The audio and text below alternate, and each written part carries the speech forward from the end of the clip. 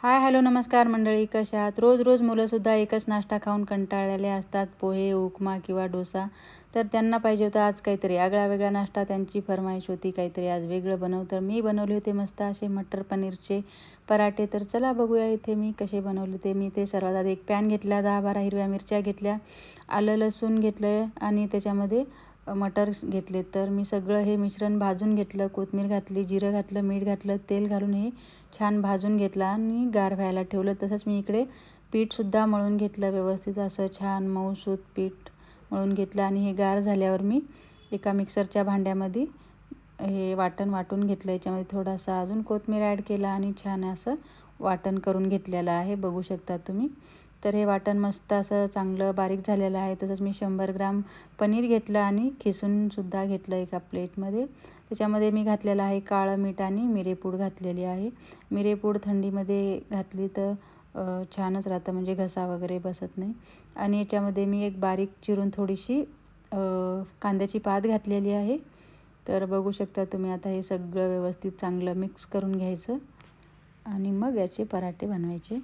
तर हे बघा, असं मस्त भन्नाट छान असा वास येतो आहे. तर इथे मी एक चटणी बनवून घेतली होती पराठ्यासोबत खायला. हिरव्या मिरच्या, पुदिना, कोथिंबीर, कांद्याची पात, लिंबू आणि थोडंसं मीठ घालून ही छान चटणी बनवून घेतलेली आहे.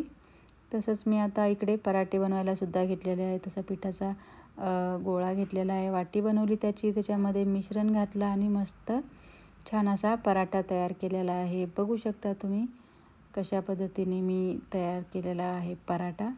आणि तुमच्या मुलांनासुद्धा नक्कीच आवडेल. टिफिनलासुद्धा तुम्ही मुलांना देऊ शकता आणि मुलंसुद्धा आवडीने खातील.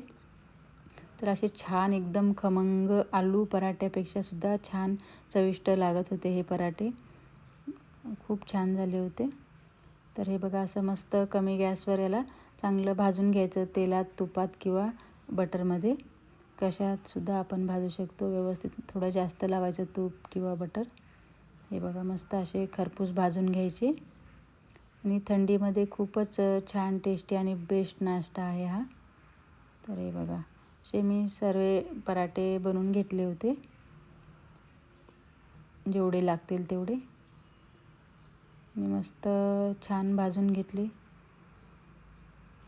तर तुम्हीसुद्धा बनवा आणि तुम्हीसुद्धा खा. तर कसे वाटले पराठे आणि कसा वाटला व्हिडिओ नक्की सांगा. व्हिडिओ आवडल्यास लाईक करा, चॅनलला सबस्क्राईब